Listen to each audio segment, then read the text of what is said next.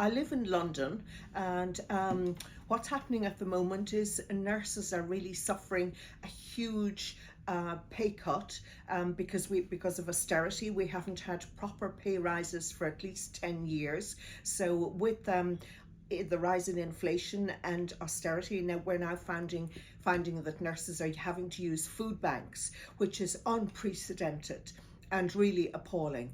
And we've got a huge shortage in numbers as well. So the profession and the work is becoming increasingly unsafe and overburdening because of the staff shortage. So we're in a dire situation. So we don't feel that our workplaces are safe, that we don't feel they allow us to give good care to patients.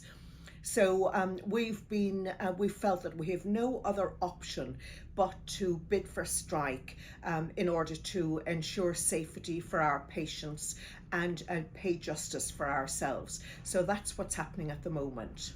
So you have been always very active in activism and any other issues you and your colleague are fighting for? Well, in terms of myself, I've been active in several campaigns. So the first one that I co-founded in the 80s was the Irish Media Monitoring Group. So the goal of that was, in the wake of the Republican campaigns in the 70s and early 80s, which resulted in bombs and violence perpetrated in the UK as part of that struggle. So there was a huge backlash of anti-Irish racism.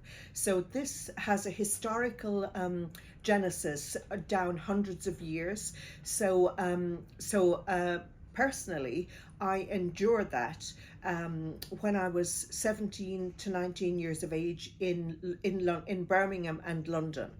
So this is what drove me to establish this group, the Irish Media Monitoring Group, in order to counteract those stereotypes that were being perpetrated. So that's the first thing I got involved. So the second campaign, which is very close to my heart, I co-founded a group called Nordic Model Now with another feminist woman in 2016.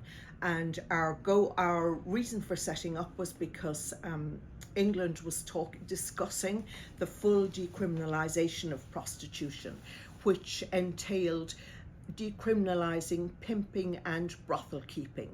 But the Nordic model now only decriminalises the workers, the actual prostitution. It criminalises the pimping and brothel keeping. So this was, we strongly felt that this would be such a backward step for women to normalise that prostitution should become a solution to women's poverty. If women are poor, you feed them, you don't encourage them to sell their bodies. So this was dear to my heart, and it's ongoing, this group. Yeah. So you are visiting United States. Tell me a little bit. Oh yeah, your journey. yeah. Well, I retired last year as a nurse. I was 65. I retired a year early because I felt I could no longer stay in the profession when I was unable to keep people safe and putting myself at legal risk. So I retired early. This gave me a small pension, not obviously big by any means, but it allowed me to take my first trip to the US, which I made in April of this year. So actually I wanted to go to Idaho. I had a dream about Idaho and how beautiful it is. Not a dream, but I had, with this, I researched it. Then when I got here in April, I found that it was -11 in Idaho. So I scrapped that. But I'd also wanted to go to New Mexico because of my interest in, the landscape, the Native American situation, and also the art there. The fact that Georgia O'Keeffe lived there, and Frida Kahlo has associations in the area. I fell in love with it, and here I am just back from another 2 weeks in New Mexico. Beautiful, beautiful. Yeah. Yeah, earlier we were talking about you're from UK, and then we talk about that prime minister was like just, get on and get off. What do you think of the situation? Well, I think she made some egregious mistakes in her high tax cuts for the most wealthy at a time of austerity, when the general public are suffering huge privations with the energy price rises, and not able to afford their kids, not able, having to make choices between heating and eating for the elderly, for single parents. This was just completely out of sync, and it was bound to be it was bound to get her huge pushback, which it has. However, I have a concern about how women are used politically in these difficult situations, so that Boris Johnson was ousted because of his poor behaviour and lack of ethics. And oftentimes, at a very unstable juncture, I have noted that women are allowed, they're allowed easier entry.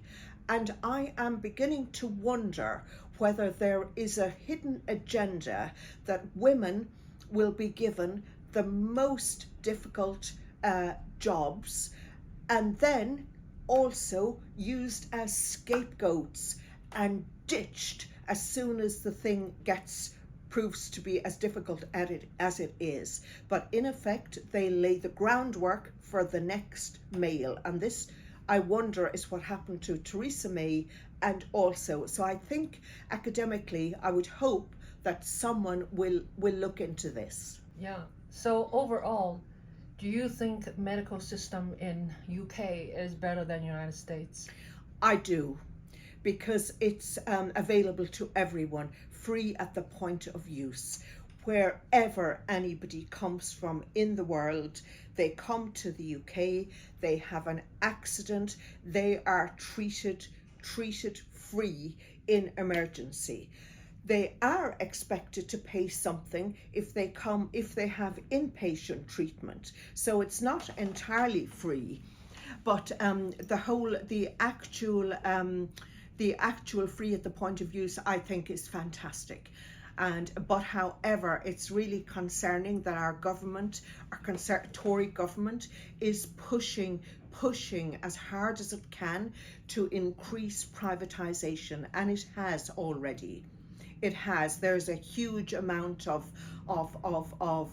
health services now being farmed out, and contracts being given to corporations like Centene, which is an American corporation, and their UK arm is Oprose.